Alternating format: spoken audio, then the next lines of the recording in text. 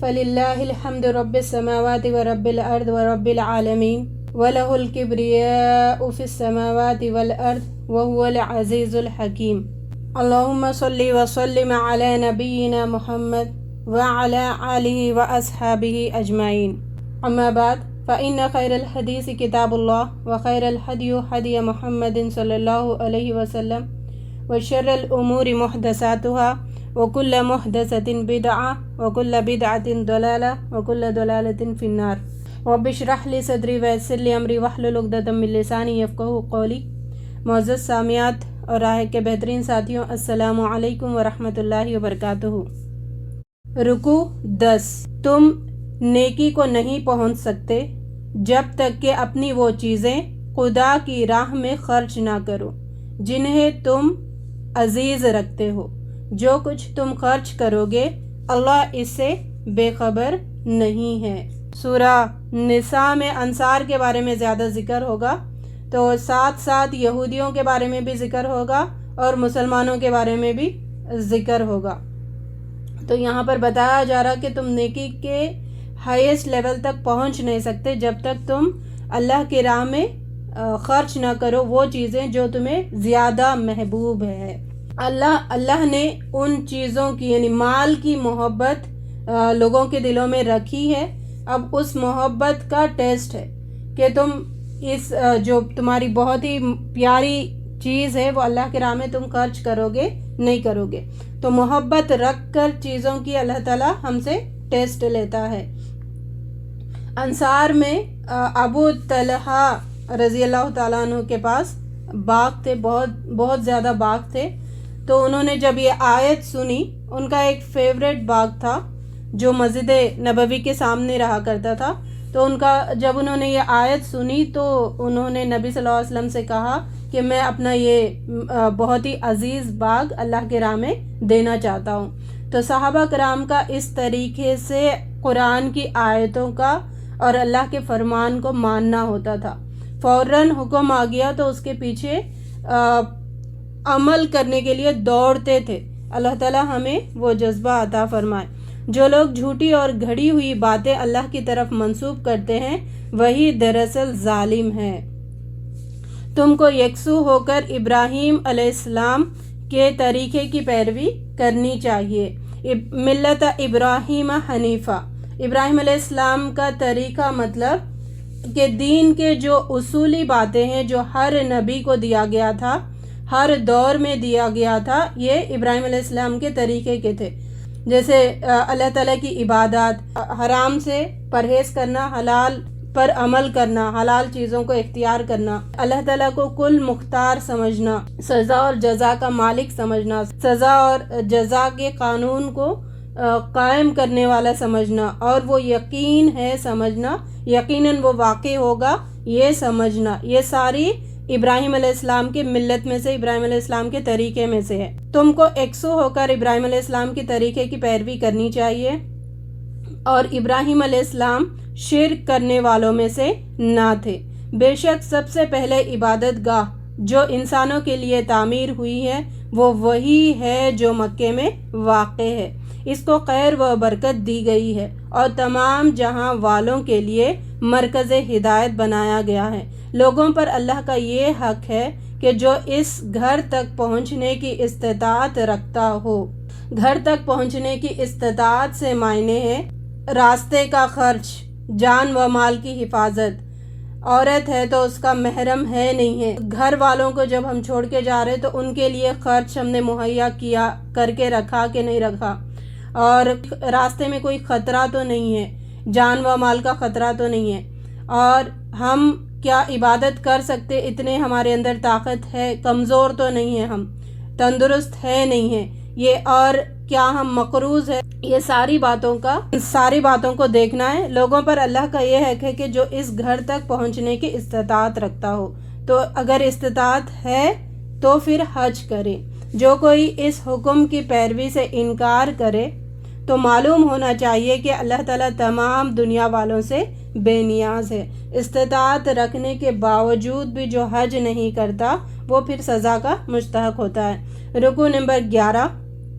اے اہل ایمان اللہ سے ڈرو جیسا کہ اس سے ڈرنے کا حق ہے، تم کو موت نہ آئے مگر اس حال میں کہ تم مسلم ہو، یعنی ایک لمحہ بھی مومن کا ایسا نہ ہو کہ وہ خوف یا پھر غفلت میں پڑا ہوا ہو، ایک لمحہ بھی تمہیں موت نہ آئے، اس وقت تک زندگی کے ہر لمحے میں، ہر گھڑی، ہر وقت اللہ تعالیٰ کے خوف سے بے خبر نہیں ہونا اور قیامت کے دن کے جواب دہی سے غافل نہیں ہونا، جن باتوں کا حکم ہے وہ کریں اور جس سے روکا گیا ہے اس سے رک جائے، تو یہ موت کے آنے تک ہر وقت کرنے کے کام ہے۔ سب مل کر اللہ کی رسی کو مضبوطی سے تھام لو، وَاعْتَصِمُوا بِحَبْلِ اللَّهِ، اللہ کی رسی کسے مراد ہے؟ اللہ کا دین یا اللہ تعالیٰ کی کتاب اور سنت، جو اللہ تعالیٰ نے، سنت بھی اللہ تعالیٰ کی طرف سے، تو اللہ کا دین مطلب کتاب اور سنت کے احکام پر پابندی، اللہ کے ساتھ جو رشتہ ہے، جو تعلق ہے، اس کو مضبوط قائم کرنا۔ مضبوط قائم کرنے سے مراد ہے کہ اللہ تعالیٰ نے جو احکام ہمیں دیے ہیں اس کی پابندی کرنا، یعنی اللہ کی یہ جو کنیکشن ہے اس کو مضبوطی، کب ہم اس کو پکڑتے ہیں، مضبوطی کب آتی ہے ہماری اس تعلق میں، رسی کب ہم مضبوط پکڑ سکتے ہیں؟ جب ہم سختی سے عمل پیرا ہو، جب ہم سختی سے اللہ تعالیٰ کے احکام پر، اللہ تعالیٰ کے دین پر جم جاتے ہو، وہ ادھر ادھر لڑکتے نہیں ہیں، اسٹرانگلی کھڑے ہو جاتے ہیں، تو ایسے لوگ مطلب اللہ تعالیٰ کی رسی کو مضبوطی سے تھامے ہوئے ہیں۔ اگر کوئی ادھر ادھر ڈاواڈول ہوتا ہے، سی سا ہوتا ہے، سمجھے کہ اللہ کی رسی کو مضبوطی سے ہم نے نہیں تھاما ہوا ہے۔ اللہ حکم دے رہا ہے کہ مضبوطی سے پکڑ لو اور تفرقے میں نہ پڑو۔ اللہ نے تم پر احسان کیا جب کہ تم ایک دوسرے کے دشمن تھے اور دوزخ کے گڑھے کے کنارے کھڑے تھے، اللہ نے تم کو اس سے بچا لیا۔ تم میں سے کچھ لوگ ایسے ضرور ہی ہونے چاہیے جو نیکی کی طرف بلاتے ہیں اور بھلائی کا حکم دیتے ہیں اور برائی سے روکتے ہیں۔ برائیوں سے روکنا ہے، بھلائیوں کا حکم دینا ہے۔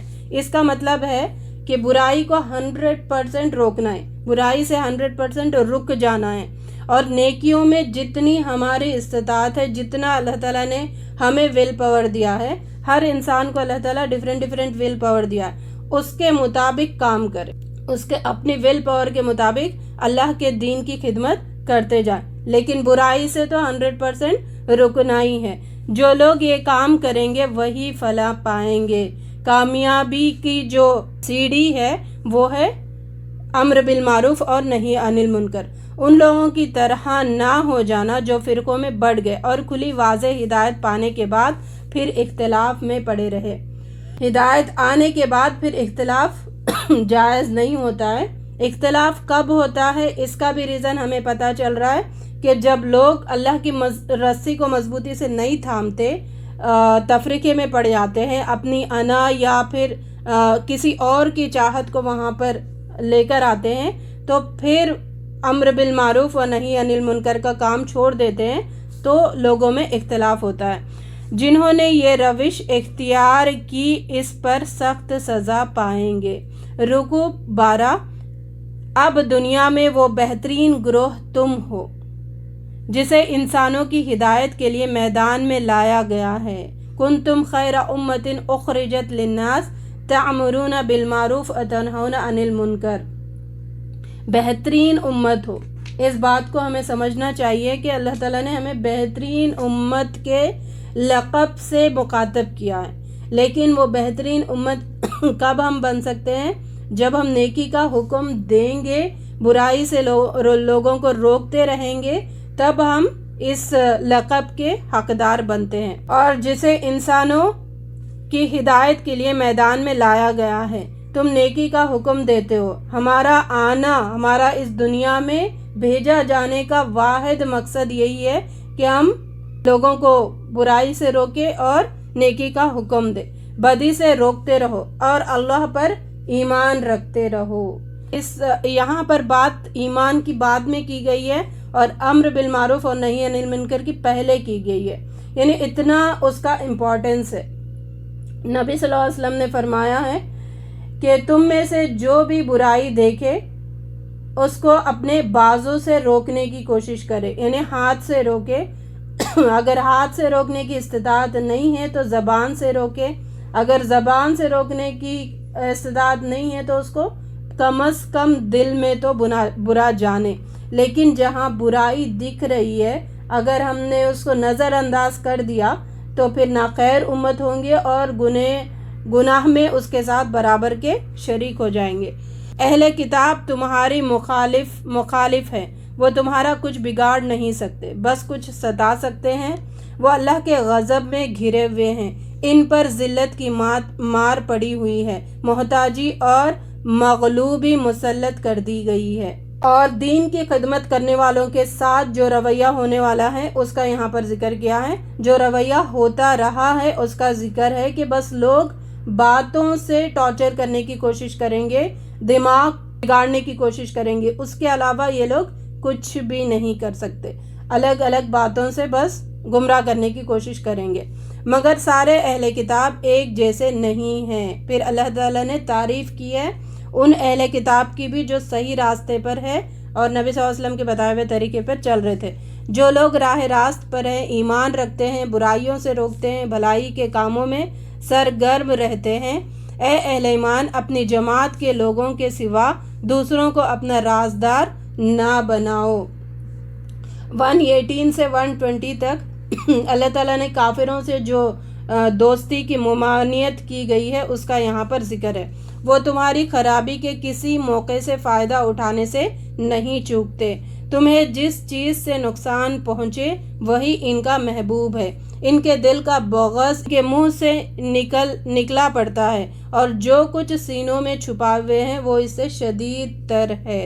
یعنی اسلام دشمنوں کا رویہ یہاں پر ایک نقشہ کھینچا گیا۔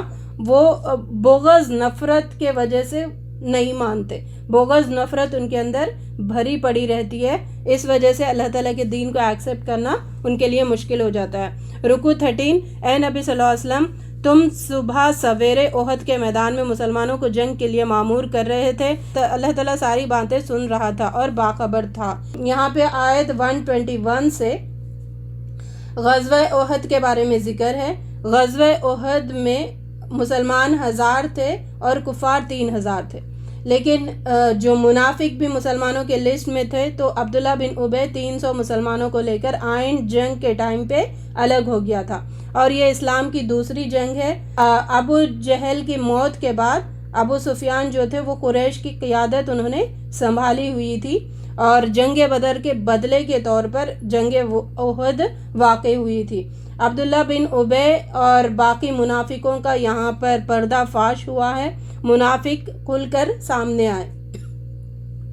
اس جنگ میں ہوا کیا تھا؟ مسلمانوں کی نہ جیت ہوئی نہ کافروں کی، یعنی بیچ کا ہو گیا۔ کیوں؟ مسلمانوں کی ایک غلطی کے وجہ سے اللہ تعالیٰ نے ان کو بھی سبق اور کفار کی تو ہار ہوئی۔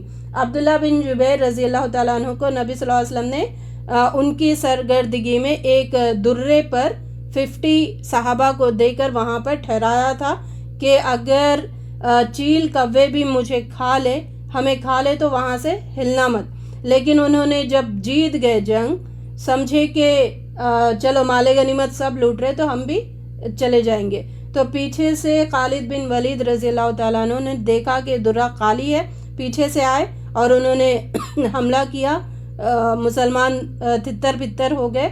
تو پھر وہاں سے یہ لوگ بھاگ بھی گئے اور مسلمان بھی وہاں سے بھاگے ہیں، لیکن یہاں اس جنگ میں 70 شہید ہوئے تھے مسلمان۔ نبی صلی اللہ علیہ وسلم کے دندان شہید ہوئے تھے، دان شہید ہوئے تھے۔ نبی کریم صلی اللہ علیہ وسلم کی موت کی قبر بھی مشہور کر دیے تھے، جس میں نبی صلی اللہ علیہ وسلم کے ہو بہو شکل جیسے مصعب بن عمیر رضی اللہ تعالیٰ عنہ تھے، تو ان کی شہادت پر لوگوں نے یہ افواہ اٹھائی تھی کہ نبی صلی اللہ علیہ وسلم کی وفات ہو گئی تھی۔ اور اس جنگ میں کفار کی عورتیں بھی دلیری سے شامل ہوئی تھی اور ترانے پڑھ کر ان کو اور اکسا رہی تھی۔ مومنوں کو اللہ ہی پر بھروسہ کرنا چاہیے، وہی اللہ جنگ بدر میں تمہاری مدد کر چکا ہے، جبکہ اس وقت تم بہت کمزور تھے۔ اگر تم صبر کرو اور خدا سے ڈرتے رہو، کام کرو تو جس آن شان تمہارے اوپر چڑھ کر آئیں گے اسی آن شان تمہارا رب 5000 صاحب نشان فرشتوں سے تمہاری مدد کرے گا۔ یہ بات اس لیے بتائی کہ تم خوش ہو جاؤ اور تمہارے دل مطمئن ہو جائیں۔ فرشتوں کا نزول غزوہ بدر میں تو واقع ہے، وہ ثابت ہے، لیکن غزوہ احد میں بعض اختلاف کرتے ہیں کہ اللہ تعالیٰ نے ان کی ہمت بندھانے کے لیے یہ بات کہی تھی۔ بہرحال جو بھی ہے، مسلمانوں کو ایک سبق بھی تھا اور ان کی جیت بھی تھی۔ اللہ یہ مدد اس لیے کرے گا تاکہ کفر کی راہ چلنے والوں کا ایک بازو کاٹ دے یا ان کو ایسی ذلیل شکست دے کہ وہ نامرادی کے ساتھ پسپا ہو جائے۔ رکوع 14۔ اے اہل ایمان، یہ بڑھتا چڑھتا سود کھانا چھوڑ دو۔ سود کے نقصانات کے بارے میں آتا ہے کہ سود خور میں حرص، طمع، بخل، بزدلی اور خود غرضی اور زبردستی جیسی ذلیل صفات اس کے اندر پیدا ہوتی ہے، اور سود ادا کرنے والوں میں نفرت، غصہ، بغض، حسد جیسی صفات پیدا ہوتی ہے۔ تو اللہ تعالیٰ نے یہاں پر بار بار ہر جگہ سود کھانے سے بچنے کا حکم دیا ہے۔ اے اہل ایمان، یہ بڑھتا چڑھتا سود کھانا چھوڑ دو، اللہ سے ڈرو، امید کے فلاح پاؤ گے، دوڑو اللہ کی مغفرت کی طرف اور ان جنتوں کی طرف جس کی وسعت زمین و آسمان جیسی ہے اور وہ بنائی گئی ہے متقیوں کے لیے۔ متقی وہ ہے، متقیوں کی تیسری کوالٹی جو قرآن میں اب ہم نے پڑھتے آئے ہیں، ایک سورہ بقرہ میں، دوسرا سورہ آل عمران میں، پھر یہ تو تیسرا سورہ آل عمران میں۔ متقین کی کوالٹی یہاں پہ بتائی گئی ہے۔ پہلا، بدحال ہو یا خوشحال ہر حال میں مال خرچ کرتے ہیں۔ دوسرا، غصے کو پی جاتے ہیں، غصے کو پی جانا، غصہ کرنا نہیں، غصے کو پی جانا، ڈھانپ دینا، دوسروں کے قصور معاف کر دیتے ہیں۔ چوتھا، کوئی گناہ اور فحش کا کام ان سے سرزد ہو جاتا ہے تو معنن انہیں اللہ یاد آ جاتا ہے اور اپنے قصوروں کی معافی چاہتے ہیں۔ پانچواں، کبھی دانستہ اپنے کیے پر اصرار نہیں کرتے، جو غلطی ہو گئی اس سے پھر رک جاتے ہیں، اسی کو بار بار اصرار نہیں کرتے، بار بار وہ کام نہیں کرتے۔ غصہ ہمیشہ لوگ اپنے سے کمزور پر دکھاتے ہیں، اور جہاں انتقام وہ لے سکتا ہے وہیں پر غصہ دکھانے کی لوگ کوشش کرتے ہیں۔ گناہ سے استغفار کرنے کا، اگر ہم نے گناہ کے بعد استغفار کیا پھر اس گناہ سے نہیں رکے تو وہ گناہ سے بھی زیادہ بڑا گناہ بن جاتا ہے، تو اس گناہ سے ہمیں رک جانا چاہیے۔ یہاں پر یہی بات بتائی گئی کہ اگر انسان گناہ کرتا چلا جاتا ہے، یعنی وہ گناہ چھوڑ دیتا ہے اور دوسرا گناہ اگر اس سے سرزد ہو جاتا ہے پھر اس سے معافی مانگ لیتا ہے، کچھ اور تیسرا گناہ ہو جاتا ہے پھر وہ معافی مانگ لیتا ہے، یہ طریقہ بتایا گیا۔ ورنہ ایک ہی کام معافی بھی مانگ رہے اور وہی کام پھر سے دہرا رہے تو گناہ سے بھی زیادہ گناہ بن جاتا ہے۔ اللہ تعالیٰ ہمیں استغفار کرنے کے بعد اس کام سے رک جانے والوں میں شامل فرمائے۔ ایسے لوگوں کے لیے اپنے رب کے پاس جزا اور جنت ہے۔ جنگ احد میں اگر تمہیں شکست ہوئی ہے تو فریق مخالف کو بھی اس سے پہلے چوٹ لگ چکی ہے غزوہ بدر میں۔ ہم نے یہ اس لیے کیا کہ ہم دکھانا چاہتے ہیں کہ تم میں سے سچے مومن کون ہیں اور ان کو چھانٹ لینا چاہتے تھے، اس لیے کہ اللہ ظالموں کو پسند نہیں کرتا۔ منافقوں کی اس جنگ میں چھانٹ ہو گئی تھی۔ رکوع نمبر 15۔ محمد صلی اللہ علیہ وسلم اس کے سوا کچھ نہیں ہے، بس ایک رسول ہے، اور ان سے پہلے اور بھی بہت سارے رسول گزر چکے تھے۔ مصعب بن عمیر رضی اللہ تعالیٰ عنہ کی شہادت پر لوگوں نے جو نبی صلی اللہ علیہ وسلم کی موت کی خبر افواہ اٹھائی گئی تھی تو اس پر یہ آیت نازل ہوئی تھی۔ پھر کیا اگر وہ مر جائیں یا قتل کر دیے جائیں تو تم لوگ الٹے پاؤں پھر جاؤ گے؟ جو الٹا پھرے گا وہ اللہ کا نقصان نہیں کر سکے گا کچھ بھی۔ موت کا وقت تو لکھا ہوا ہے، جو شخص ثواب دنیا کے ارادے سے کام کرے گا اس کو ہم دنیا ہی میں دے دیں گے، اور جو ثواب آخرت کے ارادے سے کام کرے گا وہ آخرت کا ثواب پائے گا۔ اس سے پہلے کتنے ہی نبی ایسے گزرے ہیں جن کے ساتھ مل کر بہت سے خدا پرست نے جنگ کی۔ اللہ کی راہ میں مصیبتیں ان پر پڑی، ان سے وہ دل شکستہ نہیں ہوئے اور نہ کمزوری دکھائی، وہ باطل کے آگے سر نگو یعنی ڈٹ کر کھڑے ہو گئے۔ اللہ ایسے صابروں کو پسند فرماتا ہے۔ ربنا جعلنا منہم، اللہ تعالیٰ ہمارا شمار ان میں کریں، ڈٹ کر مقابلہ کرنے والوں میں۔ جنگ احد پر تبصرہ کرتے ہوئے فرمایا گیا، ابتدا میں اللہ کے حکم سے تم ہی ان کو قتل کر رہے تھے، مگر جب تم نے کمزوری دکھائی اور اپنے کام میں باہم اختلاف کیا اور جو ہی تم نے مال غنیمت دیکھا اور اپنے سردار کے حکم کی خلاف ورزی کرتے ہوئے اس کو لوٹنا شروع کیا، اس لیے تم میں سے چند افراد دنیا کے طالب تھے تو اللہ نے تمہیں کافروں کے مقابلے میں پسپا کر دیا۔ یہ وہ غلطی تھی جس کی وجہ سے پھر 70 مسلمان بھی شہید ہو گئے تھے۔ پیچھے سے خالد بن ولید رضی اللہ تعالیٰ عنہ کا حملہ کرنا بھی آسان ہو گیا تھا۔ جب رسول صلی اللہ علیہ وسلم تمہیں پکار رہا تھا اور تمہیں کسی کی طرف پلٹ کر دیکھنے تک کی ہوش نہیں تھا تو اللہ نے اس موقع پر تم کو رنج بر رنج دیے تاکہ آئندہ کے لیے تمہیں یہ سبق ملے کہ مصیبت پر ملول نہ ہونا چاہیے۔ ایک گروہ جنگ میں اموات کی کثرت پر طرح طرح کا گمان کر رہا تھا۔ ان سے کہو، اگر تم اپنے گھروں میں بھی ہوتے تو جن لوگوں کی موت لکھی ہوئی ہوتی وہ خود اپنی قتل گاہوں کی طرف نکل جاتے۔ عبداللہ بن ابی، اس نے مشورہ دیا تھا کہ باہر جا کر جنگ نہیں کریں گے۔ اگر کوئی باہر جا کے جنگ کر رہا ہے مطلب اپنی موت کو دعوت دے رہا ہے۔ اس بات سے اس نے بہکا کر سارے منافقوں کو الگ کر دیا تھا۔ یہاں پر اللہ تعالیٰ حکم نازل کرے کہ موت تم کہاں پر بھی رہو، موت جہاں پر آنی ہے تم وہاں پر پہنچ جاؤ گے اپنے پیروں تلے۔ میدان جنگ میں موت آنا نہیں آنا یہ لازم نہیں ہے۔ اہل ایمان کی اس وقت جو بھی کمزوریاں تھیں اللہ نے انہیں معاف کر دیا۔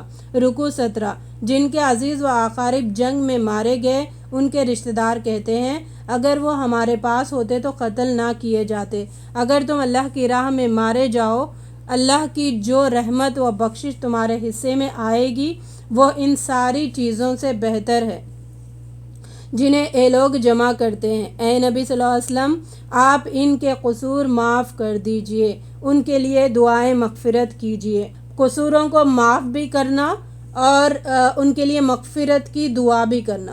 غصہ پی جانا اور معاف کرنا دونوں الگ چیز ہے۔ کیوں؟ اگر غصہ پی جاتا ہے، معاف نہیں کرتا ہے انسان، تو اس کے دل میں وہ کھٹک رہتی ہے اور بدلہ لینے کا کبھی بھی وہ موقع تلاش کرتے رہتا ہے۔ تو اسلام کتنا پیارا مذہب اور اتنی پیاری ہدایت کرتا ہے، غصہ پی جاؤ پھر لوگوں کو معاف بھی کر دو تاکہ پھر بدلہ لینے کا تمہارے اندر وہ جذبہ پھر نہ ابھرے۔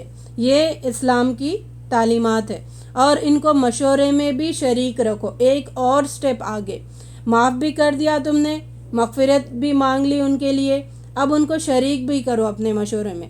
پھر جب تمہارا عزم کسی رائے پر مستحکم ہو جائے تو اللہ ہی پر بھروسہ کیجئے۔ اللہ تمہاری مدد پر تو کوئی طاقت تم پر غالب آنے والی نہیں ہے۔ بے شک اللہ کا مدد ہو، اللہ کا ساتھ ہو ہمارے ساتھ تو کوئی ہمیں نقصان نہیں پہنچا سکتا کبھی بھی، اور وہ تمہیں چھوڑ دے تو اس کے بعد کون تمہاری مدد کر سکتا ہے۔ ہم یہ اس بات کو نہیں لیتے جیسا لینا چاہیے۔ ہم اللہ تعالیٰ کی مدد اور اللہ تعالیٰ کے ساتھ کے بارے میں بہت کمزور ہمارا ایمان ہے۔ ہم دنیا کے جو چیزیں ہیں اور دنیا کی جو مخلوق ہے ان کا جو سہارا ملتا ہے اس کے اوپر ہم سٹرونگ ہو جاتے ہیں، بہت مضبوط ایمان ہو جاتا ہے، لیکن اللہ کی مدد کے بارے میں مضبوط ایمان نہیں پیدا کر پاتے ہم۔ اللہ تعالیٰ ہمیں اللہ پر مکمل ایمان رکھنے والوں میں شامل فرمائے اور ہمارے ایمان کو مضبوطی عطا کرے۔ احد میں جو نقصان تمہیں پہنچا وہ اللہ کے اذن سے تھا، اس لیے کہ اللہ دیکھ لے کہ تم میں سے مومن کون ہے اور منافق کون۔ جو لوگ اللہ کی راہ میں قتل ہوئے ہیں انہیں مردہ نہ سمجھو، وہ تو حقیقت میں زندہ ہے اور اپنے رب کے پاس رزق پا رہے ہیں اور وہ خوش و خرم ہے۔ رکوع 18۔ جنہوں نے زخم کھانے کے بعد بھی اللہ اور اللہ کے رسول کی پکار پر لبیک کہا، ان میں جو نیک اور متقی ہیں ان کے لیے بڑا اجر ہے۔ جب ان سے کہا گیا کہ تمہارے خلاف بڑی فوجیں جمع ہیں، ان سے ڈرو، تو یہ سن کر ان کا ایمان اور بڑھ گیا۔ مومن کی یہاں پر صفت بتائی گئی۔ اگر اسلام پر عمل کرنے سے جو مصیبتیں آتی ہے، جو امتحان ہوتا ہے ہمارا، اس سے اگر کوئی ڈرائے تو ہمارا جذبہ یہ ہونا چاہیے کہ ایمان اور بڑھنا، ٹھیک ہے، کون سا خطرہ ہے، کون سی مصیبت ہے، ہم اس کو فیس کرنے کے لیے آگے آنے دو اس مصیبت کو۔ یعنی اللہ کی جنت میں جانے کے لیے ہمیں بہت ساری قربانیاں پیش کرنی پڑتی ہے، اور اللہ کے سامنے یہ ثابت کرنا پڑتا ہے کہ ہاں میں جنت کے قابل ہوں، کیونکہ میں نے بہت ساری قربانیاں دی ہے اللہ تعالیٰ آپ کے لیے، بہت ساری اپنی امتحانوں میں گزر کے آئی ہوں، تو یہ ثابت کرنا پڑتا ہے۔ یہ یونیورسل ٹروتھ ہے، ہر زمانے میں آدم علیہ السلام سے لے کر آخری نبی تک بھی یہی ہوا ہے۔ جب ہی انہوں نے دعوت دیا تھا، لوگ ڈراتے تھے اور ان کا ایمان اور مضبوط ہوتا تھا۔ داعی کی یہ اوصاف یہاں پر بتائی گئے، ڈرنا نہیں ہے اس راستے میں۔ انہوں نے کہا ہمارے لیے اللہ کافی ہے اور وہی بہترین کارساز ہے، بے شک ہمارے لیے بس اللہ کافی ہے، کوئی کچھ بھی ہمارا بال بھی باکا نہیں کر سکتا۔ وہ دراصل شیطان تھا جو اپنے دوستوں سے ڈرا رہا تھا، لہٰذا آئندہ تم انسانوں سے نہ ڈرنا، مجھ سے ڈرنا۔ جو لوگ کفر کی راہ میں بڑی دوڑ دھوپ کر رہے ہیں، ان کی سرگرمیاں تمہیں ازدراہ نہ کریں، یہ اللہ کا کچھ نہ بگاڑ سکیں گے۔ اللہ چاہتا ہے کہ آخرت میں ان کے لیے کوئی حصہ نہ رکھے۔ جن لوگوں نے بخل کرتے ہوئے مال کو جمع کیا ہے، قیامت کے روز ان کے گلے کا وہ طوق بننے والا ہے، وہ مال۔ حدیث میں آتا ہے، نبی صلی اللہ علیہ وسلم نے فرمایا کہ وہ مال کو اللہ تعالیٰ ایک اژدہا کی شکل دے دیں گی، گنجا سام، لوگوں کے جو زکوٰۃ ادا نہیں کرتے ان کے جبڑوں کو پکڑ کر کہے گا کہ میں تیرا مال ہوں، میں تیرا خزانہ ہوں جو تو جمع کے رکھتا تھا۔ اور حدیث میں آتا ہے کہ نبی صلی اللہ علیہ وسلم نے فرمایا سونے اور چاندی کے جو چیزیں جماتے ہو، ان چیزوں کو آگ میں، جہنم کے آگ میں تاپ کر اس سے سینکا جائے گا ان لوگوں کو جو زکوٰۃ ادا نہیں کرتے۔ تو زکوٰۃ ادا کرنا لازم ہے۔ رکوع 19، اہل کتاب کہتے ہیں کہ اللہ فقیر ہے اور ہم غنی ہیں۔ ان اللہ فقیر ونحن اغنیاء۔ ان کا یہ جملہ اس وجہ سے کہ جب نبی صلی اللہ علیہ وسلم زکوٰۃ دینے کی تلقین کر رہے تھے تو وہ سوچنے لگے کہ اللہ کے راستے میں کیوں دے، اللہ تعالیٰ کیا فقیر ہے؟ نعوذ باللہ، ہم غنی ہیں، ہمیں اللہ تعالیٰ کو دینا ہے۔ یعنی اتنے بدبخت اور اتنے بدتمیز یہ اہل کتاب تھے۔ وہ باتیں ہم لکھ لیں گے اور عذاب جہنم کا مزہ انہیں چکھائیں گے، اور رسول سے کہتے ہیں کہ ہم کسی کو رسول تسلیم نہ کریں گے جب تک کہ وہ ہمارے سامنے ایسی قربانی نہ کرے جسے غیب سے آ کر آگ کھا لے۔ اے نبی صلی اللہ علیہ وسلم، یہ اگر آپ کو جھٹلا رہے ہیں تو بہت سے رسول تم سے پہلے بھی جھٹلائے جا چکے ہیں۔ یہ داعی کے لیے ایک ریمائنڈر ہے کہ ہم جب بات کہتے ہیں تو لوگ فوراً نہیں مان لیتے، لوگ جھٹلاتے ہیں، اور یہ ہر نبی کے ساتھ ہوا اور قیامت تک ہر داعی کے ساتھ یہ کام ہوتا رہے گا۔ حالانکہ وہ کھلی نشانیاں، صحیفے اور روشن کتابیں لائے تھے، وہ تو معجزے بھی لے کے آئے تھے، پھر بھی لوگ نے نہیں مانے۔ پھر ہم تو صرف زبانی دعوت دیتے ہیں، تو پھر لوگوں کا ماننا بہت مشکل ہے جب تک وہ سمجھتے نہیں کہ مجھے اللہ کی مرضی کے مطابق زندگی گزارنا ہے۔ یہ دنیا تو محض ایک ظاہری فریب چیز ہے۔ مسلمانوں، تمہیں مال اور جان دونوں کی آزمائش پیش آ کر رہے گی۔ بار بار سورہ بقرہ اور سورہ آل عمران میں سیم ٹاپکس ریپیٹ ہو رہے ہیں اور اس کو سٹریس کر کے بتایا جا رہا۔ مال اور جانوں کی آزمائش یہ تو مسلسل آتی رہے گی کسی نہ کسی طریقے سے، اس پر ہمیں صبر کرنا ہے۔ اور تم اہل کتاب اور مشرکین سے بہت سی تکلیف دہ باتیں سنو گے۔ اگر ان حالات میں صبر اور تقوی کی روش پر قائم رہو تو یہ بڑے حوصلے کا کام ہے۔ رکوع 20، آسمانوں کی پیدائش میں رات اور دن کی باری باری آنے میں ان ہوش مندوں کے لیے بہت نشانیاں ہیں جو اٹھتے بیٹھتے اور لیٹتے ہر حالت میں خدا کو یاد کرتے ہیں۔ سورہ بقرہ کا بھی اختتام دعاؤں سے، سورہ آل عمران کا بھی اختتام دعاؤں سے۔ یہاں پر عقل مندوں کی تعریف کی ہے۔ عقل مند وہ ہے جو اللہ کے کارخانے قدرت میں قدرت کو دیکھ کر اللہ کی قدر اور اللہ کی عظمت تک پہنچ جاتے ہیں۔ اللہ کی قدر ان کے اندر بہت زیادہ ہو جاتی ہے اور عظمت تک پہنچ جاتے ہیں، اور رب کی عظمت کا اعتراف کرنا ہی اصل عبودیت ہے، یعنی رب کی عظیمیت کو ماننا یہی بندے کا حق ہے اللہ پر، ٹھیک ہے؟ تو تبھی ہم بتا سکتے ہیں کہ ہاں ہم بندے ہیں۔ اگر رب کی عظمت ہمارے پاس نہیں ہے تو رب کی باتوں کو ہم جھٹلاتے ہیں، نہیں مانتے ہیں، یہ چیزیں ان کے اندر ڈیولپ ہوتی ہیں۔ ہوش مندوں کے لیے بہت نشانیاں ہیں جو اڑتے بیٹھتے لیٹتے ہر حال میں خدا کو یاد کرتے ہیں اور زمین و آسمان کی ساخت میں غور و فکر کرتے ہیں اور بے اختیار بول اٹھتے ہیں کہ پروردگار، یہ سب تو نے عبث نہیں پیدا کیا ہے، بس اے رب ہمیں دوزخ کے عذاب سے بچا لے۔ مالک، ہم نے ایک پکارنے والے کو سنا جو ایمان کی طرف بلاتا تھا، ہم نے اس کی دعوت قبول کر لی۔ اے ہمارے آقا، جو قصور ہم سے ہوئے ہیں ان سے درگزر فرمائیے، ہم سے برائیوں کو دور کر دیجئے، ہمارے خاتمہ نیک لوگوں کے ساتھ کیجئے۔ جواب میں اللہ نے کہا، میں تم میں سے کسی کے عمل کو ضائع نہیں کرنے والا، خواہ مرد ہو یا عورت۔ یہ خواہ مرد ہو یا عورت، یہ ام سلمہ رضی اللہ تعالیٰ عنہ نے نبی صلی اللہ علیہ وسلم سے سوال کیا تھا کہ قرآن میں ہر حکم مردوں کے لیے آتا ہے، ہم عورتوں کے لیے کیا ہے؟ تو اللہ تعالیٰ نے یہ آیت نازل کی، خواہ کوئی بھی نیک عمل کرے، مرد ہو یا عورت، اس کے عمل کو ضائع نہیں کیا جائے گا۔ اے نبی صلی اللہ علیہ وسلم، دنیا کے ملکوں میں خدا کے نافرمانوں کی چلت پھرت تمہیں کسی دھوکے میں نہ ڈالے، جو اللہ کی نافرمانی کر رہے پھر بھی پنپ رہے، پھر بھی آگے بڑھتے چلے جا رہے دنیا کی زندگی میں، ویسے لوگوں کی طرف آنکھ اٹھا کر بھی ہمیں نہیں دیکھنا ہے۔ اگر ہم نے آنکھ اٹھا کے دیکھ لیا، دل حرکت کرنے لگتا ہے، دل پھر اس کی چاہت میں لگ جاتا ہے۔ تو یہاں پر بات بتائی جا رہی کہ ان کا چلنا پھرنا، ان کا بے دھڑک رہنا اور دنیا میں اور آگے بڑھتے چلے جانا، یہ تمہیں دھوکے میں نہ ڈالے۔ وہ اللہ تعالیٰ انہیں بس ڈھیل دے رہا ہے اور ڈھیل دے رہا ہے اور ڈھیل دے رہا ہے، پھر ایک ٹائم ان کو کھینچے گا اور سیدھے جہنم میں ڈال دے گا۔ یہ محض چند روزہ زندگی کا تھوڑا سا لطف ہے، پھر یہ سب جہنم میں جائیں گے۔ کافر کے لیے دنیا بہت کم، دنیا کی زندگی جو بہت کم ہے اس میں کافر فائدہ اٹھاتا ہے، اور آخرت کی زندگی انفینٹ ہے، اس میں مسلمان فائدہ اٹھاتا ہے۔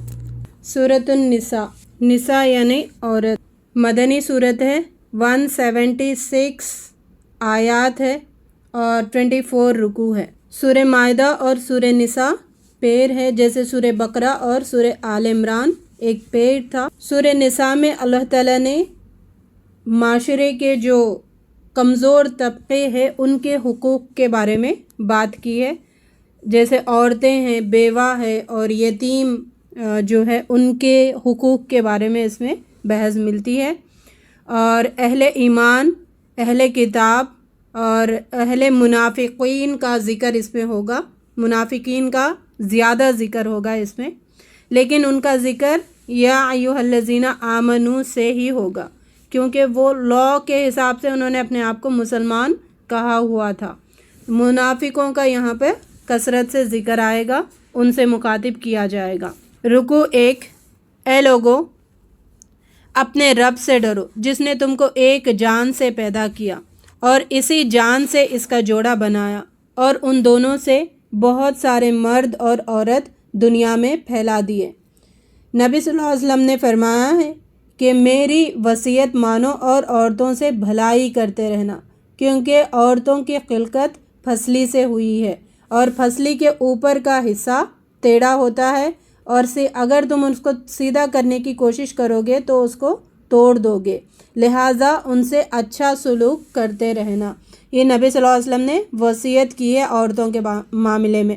اس اللہ سے ڈرو اور رشتہ قرابت کے تعلقات کو بگاڑنے سے پرہیز کرو، رشتوں کو کاٹنے سے پرہیز کرو۔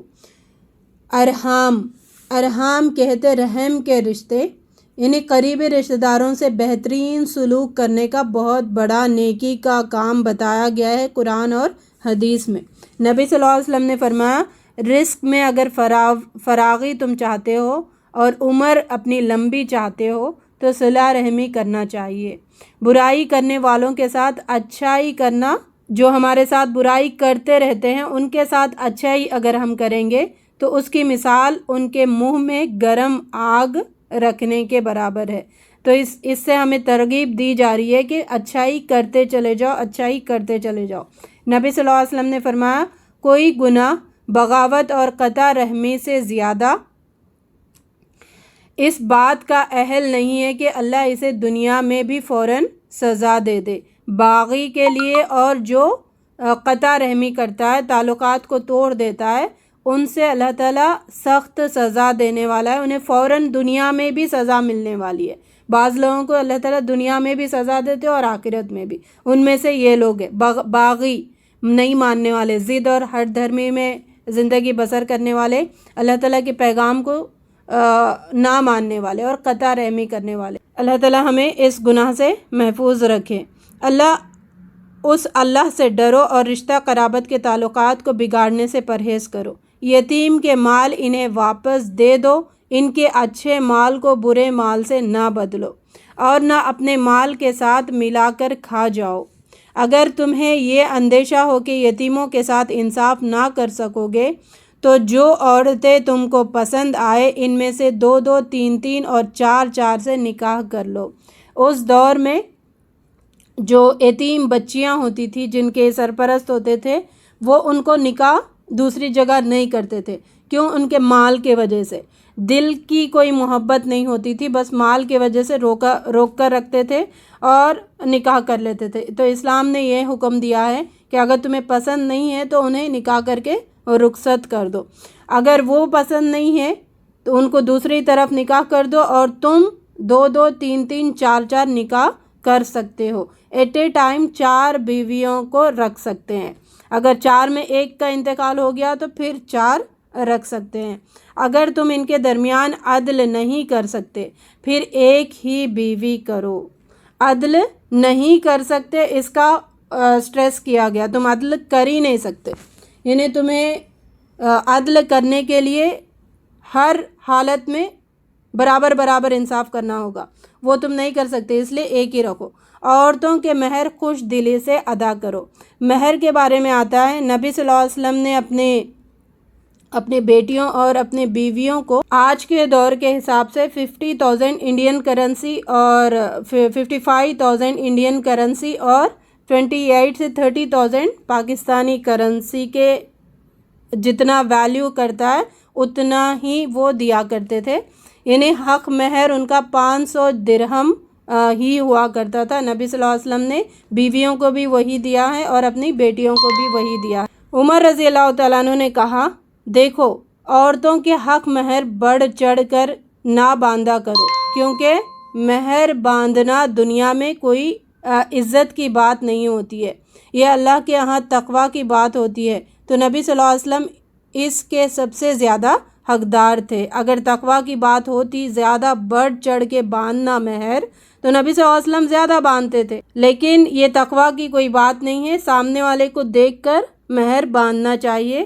اور مہر جو ہے وہ عورت کا، لڑکی کا حق ہوتا ہے، والدین کا اس میں کوئی حق نہیں ہوتا ہے، اور مہر لڑکی اپنے حساب سے مانگ کر سکتی ہے۔ اپنے مال کو نادان لوگوں کے حوالے نہ کرو۔ یتیموں کی آزمائش کرتے رہو، جب وہ نکاح کی عمر کو پہنچ جائے تو گواہوں کی موجودگی میں ان کے مال ان کے حوالے کر دو۔ لوگوں کو اس بات کا خیال کر کے ڈرنا چاہیے اگر وہ خود اپنے پیچھے بے بس اولاد چھوڑ دیتے تو مرتے وقت کیسے اندیشہ لائق ہوتا۔ یتیموں کے ساتھ حسن سلوک کا یہاں پر ذکر کیا جا رہا ہے۔ نبی صلی اللہ علیہ وسلم نے فرمایا ہے کہ 7 ہلاک کرنے والے گناہوں سے بچو: 1 شرک، 2 جادو، 3 قتل، ناحق قتل کرنا، 4 سود کھانا، 5 یتیم کا مال کھانا، 6 لڑائی میں پیٹ پھیر کر جانا، 7 پاک دامن بھولی بھالی مومن عورتوں پر تہمت لگانا۔ یہ 7 ہلاک کرنے والے گناہ ہیں، اللہ تعالیٰ ہمیں اسے محفوظ فرمائے۔ نبی صلی اللہ علیہ وسلم نے فرمایا چند لوگوں کو آپ نے دیکھا معراج میں جن کے لب اونٹوں جیسے تھے، ہونٹ۔ ایک فرشتہ ان کے لب کھول کر منہ میں آگ کے انگارے ڈالتا جا رہا تھا، اور وہ آگ کے انگارے ان کے نیچے سے نکلتے جا رہے تھے اور وہ ڈر کے مارے چیختے چلاتے۔ پھر فرشتے اور انگار ان کے منہ میں ڈال دیتے اور انہیں مسلسل یہ عذاب ہو رہا تھا۔ تو نبی صلی اللہ علیہ وسلم نے جبرائیل علیہ السلام سے سوال کیا کہ کون ہے، ان کو کیوں عذاب دیا جا رہا ہے؟ تو جواب دیا گیا ہے کہ یہ یتیم کا مال ناحق کھایا کرتے تھے دنیا میں، اس کی یہ پنشمنٹ ہے۔ جو لوگ یتیموں کے مال کھاتے ہیں در حقیقت وہ اپنے پیٹ میں آگ بھر رہے ہیں اور وہ ضرور جہنم میں جائیں گے۔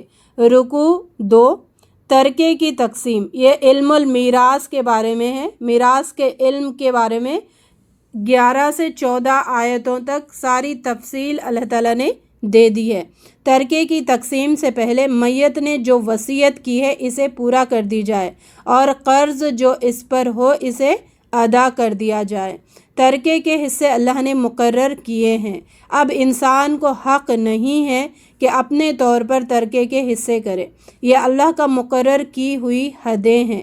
جو اللہ اور اس کے رسول کی اطاعت کرے گا اللہ اسے جنتوں میں داخل کرے گا، اور جو اللہ اور اس کے رسول کی نافرمانی کرے گا اور اس کے مقرر کی ہوئی حدوں سے تجاوز کرے گا اللہ اسے آگ میں ڈالے گا جہاں وہ ہمیشہ رہے گا اور اس کے لیے رسوا کن سزا ہے۔ علم المیراث اس علم کو کہتے جس میں میت کا مال تقسیم کیا جاتا ہے، علم الفرائض بھی کہتے ہیں اسے، اور اس کی بڑی اہمیت نبی صلی اللہ علیہ وسلم نے دی ہے۔ علم الفرائض کے بارے میں نبی صلی اللہ علیہ وسلم فرماتے ہیں کہ علم الفرائض خود سیکھو اور دوسروں کو سکھاؤ۔ علم الفرائض اور قرآن کے علاوہ باقی سارے علوم فضل ہے، ایکسٹرا ہے۔ اصل علم کیا ہے؟ قرآن کا علم اور علم الفرائض ہے۔ یہ علم الفرائض، علم المیراث، اسی کو کہتے ہیں ترکے کا علم۔ نبی صلی اللہ علیہ وسلم نے فرمایا قیامت کے پہلے علم المیراث کو اٹھا لیا جائے گا، یعنی لوگ اس پر بالکل عمل نہیں کریں گے، اس کو بالکل جاننے کی کوشش نہیں کریں گے اور یہ دھیرے دھیرے ختم ہو جائے گا۔ نبی صلی اللہ علیہ وسلم نے فرمایا وصیت کرنا چاہتے ہیں اگر کوئی تو 2 راتیں ایسی نہ گزاریں کہ وہ وصیت لکھ نہ لیں، اور وصیت کرنے کا حکم بھی دیا گیا ہے۔ وصیت اپنے پورے مال میں 1/3 مال کی ہی ہم کر سکتے ہیں، باقی اگر 100 میں 33 ریال ہم اپنی مرضی سے وصیت کر سکتے ہیں، باقی 66 ریال کا جو ہے یہ اللہ کی مقرر کی ہوئی حدیں ہیں۔ اللہ تعالیٰ نے وہ حق بتا دیے کس کو کتنا دینا ہے اور اس کے مطابق ہی بعد میں ورثہ تقسیم کریں گے۔ جو ہم نے ناسخ اور منسوخ کے بارے میں پڑھے تھے وہ آیت یہ تھی کہ جو مرنے والا وہ اپنے زندگی میں ہی تقسیم کر کے جانا تھا، کس کو کتنا دینا ہے، کیا دینا ہے۔ تو عرب میں خونی رشتوں سے زیادہ وہ پالتو رشتوں کو اپنا سارا وراثت دے دیا کرتے تھے، تو اس چیز کو ہٹانے کے لیے، اور جو حقدار ہے وہ محروم رہ جاتے تھے، تو اللہ تعالیٰ نے ساری شریعت نازل کی۔ اب کہا گیا کہ جو مرنے والا ہے اس کی ذمہ داری نہیں ہے وراثت تقسیم کرنا، وراثت وارثوں کی ذمہ داری ہے۔ اور وارث کون ہے اس کا لسٹ اللہ تعالیٰ نے بتا دیا ہے، بچے، والدین اور بیوی، شوہر، ٹھیک ہے۔ پھر سیکنڈ سٹیپ میں آتے ہیں بھائی بہن اور خالہ ماموں، پھوپھو اور چاچا، یہ سیکنڈ سٹیپ میں آتے ہیں۔ اگر یہ نہ ہو تو پھر ان میں تقسیم کیا جائے گا۔ وصیت تقسیم کرنے کا طریقہ ہے کہ وارث اس کے مال میں سے پہلے قرض ادا کر دیا جائے گا، اگر اس کے میت کے ذمہ قرض ہے تو پہلے قرض نکالا جائے گا، پھر اس نے جو بھی وصیت کی ہے وہ وصیت کا مال نکالا جائے گا، اب باقی جو بچے گا اس میں سے تقسیم کیا جائے گا۔ اور اس سے پہلے بتایا جاتا کہ قرض میں اگر اس کے اوپر قرض بھی، حج بھی فرض تھا یا ان کی کوئی منتیں تھی تو وہ ساری بھی نکالی جائے گی، پھر وصیت کے لیے نکالا جائے گا اور جو بچا وہ ترکے میں تقسیم ہوگا۔ جو اللہ اور اس کے رسول کی اطاعت کرے گا اللہ اسے جنتوں میں داخل کرے گا، اور جو اللہ اور اس کے رسول کی نافرمانی کرے گا اور اس کی مقرر کی ہوئی حدوں سے تجاوز کرے گا، اللہ اسے آگ میں ڈالے گا جہاں وہ ہمیشہ رہے گا اور اس کے لیے رسوا کن عذاب ہے۔ اللہ تعالی ہمیں اپنے رب کی اطاعت کرنے والوں میں شامل فرمائے۔ نبی صلی اللہ علیہ وسلم کی وراثت کیا تھی؟ انہوں نے کیا چھوڑ کے گئے؟ تو نبی صلی اللہ علیہ وسلم نے کچھ نہیں چھوڑ کے گئے سوائے علم کے۔ حدیث میں آتا ہے رسول صلی اللہ علیہ وسلم نے کوئی دینار نہیں چھوڑا اور نہ ہی درہم چھوڑا اور نہ غلام یا لونڈی، صرف ایک سفید خچر تھا ان کے اس میں جس پر آپ سواری کرتے تھے، اور بعض جنگی ہتھیار تھے، تھوڑی زمین تھی، وہ زمین انہوں نے مسافروں کے نام صدقہ کر دیا ہے۔ اور انبیاء کہتے ہیں کہ ہم وراثت میں دنیا کی کوئی چیز چھوڑ کے نہیں جاتے ہیں، ہم وراثت میں علم چھوڑ کے جاتے ہیں، اور قیامت تک ہمارے وارث وہ لوگ ہوں گے جو ہمارا یہ کام لے کر آگے چلیں گے۔ اللہ تعالی ہمیں انبیاء کے وارث بنائے اور ان کے اس کام کو آگے لے جانے والوں میں شامل فرمائے۔ پھر یہاں پر احکام وراثت کے بعد دوسری معاشراتی جو برائی ہے، فحش کی، زنا کی، اس کے بارے میں یہاں پر حکم آ رہا ہے۔ رکوع نمبر 3، اللہ پر توبہ کی قبولیت کا حق انہی لوگوں کے لیے ہے جو نادانی کی وجہ سے کوئی برا فعل کر گزرتے ہیں، اس کے بعد جلد ہی توبہ کر لیتے ہیں، مگر توبہ ان لوگوں کے لیے نہیں ہے جو برے کام کیے چلے جاتے ہیں یہاں تک کہ ان میں سے کسی کی موت کا وقت آ جاتا ہے، اس وقت وہ کہتا ہے اب میں نے توبہ کی ہے، تو ویسے لوگوں کی توبہ قبول نہیں ہوتی۔ ایسے لوگوں کے لیے دردناک سزا ہے۔ اے ایمان والو، تمہارے لیے یہ حلال نہیں ہے کہ زبردستی عورتوں کے وارث بن بیٹھو، اور یہ کہ حلال نہیں ہے کہ انہیں تنگ کر کے مہر کا کچھ حصہ اڑا لینے کی کوشش کرو۔ اپنی بیویوں کے ساتھ بھلے طریقے سے زندگی گزارو، اور اگر وہ تمہیں ناپسند ہو تو ہو سکتا ہے کہ ایک چیز تمہیں ناپسند ہو، مگر اللہ نے اس میں بہت کچھ تمہاری بھلائی رکھ دی ہو تمہارے لیے۔ اپنی بیویوں کو جو بھی مال دیا ہو اس میں سے کچھ بھی نہ لینا۔ یہاں پر نبی صلی اللہ علیہ وسلم نے بیویوں کے ساتھ حسن معاشرت کا حکم دیا ہے۔ آپ صلی اللہ علیہ وسلم نے فرمایا مومنوں میں سب سے کامل وہ شخص ہے جس کے اخلاق اچھے ہوں، اور تم میں سے بہتر وہ لوگ ہیں جو اپنی بیویوں کے حق میں بہتر ہے۔ اپنے گھر والوں کے حق میں جو شخص بہتر ہے وہی ایمان میں کامل ہے اور بہتر ہے۔ نبی صلی اللہ علیہ وسلم نے فرمایا عورتوں کے معاملے میں اللہ سے ڈرتے رہنا، کیونکہ تم نے انہیں اللہ کے ذمہ داری پر حاصل کیا ہے اور ان کی شرمگاہوں کو اللہ کے کلمے کے ساتھ تم نے حلال کیا ہے۔ تمہارا ان پر یہ حق ہے کہ وہ تمہارے بستر پر کسی ایسے شخص کو نہ آنے دے جسے تم ناپسند کرتے ہو، پھر اگر وہ ایسا کرے تو تم انہیں مار سکتے ہو، لیکن اس طرح کہ انہیں چوٹ نہ آئے، اور ان کا تم پر یہ حق ہے۔ عورتوں کا مردوں پر، بیویوں کا مرد پر اپنے شوہر پر کیا حق ہے کہ انہیں دستور کے مطابق خوراک اور پوشاک مہیا کرو، یعنی مرد پر یہ ذمہ داری ہے، عورت کی ساری ذمہ داری مرد پر ہے، ان کا کپڑا، ان کا رہن سہن، گھر بار۔ نبی صلی اللہ علیہ وسلم نے فرمایا کوئی مومن مومنہ سے بغض نہ رکھے، کوئی مومن اپنی مومنہ بیوی سے بغض نہ رکھے، اگر اسے اس کی کوئی عادت ناپسند ہوگی تو ضرور کوئی دوسری پسند بھی اللہ تعالیٰ نے اس کے اندر رکھ دی ہوگی۔ نبی صلی اللہ علیہ وسلم نے فرمایا کہ عورت پھسلی سے پیدا ہوئی ہے، اس کو ویسی رکھو تو وہ صحیح رہے گی، یعنی اس کے ساتھ حسن سلوک کرو، بد سلوکی مت کرو۔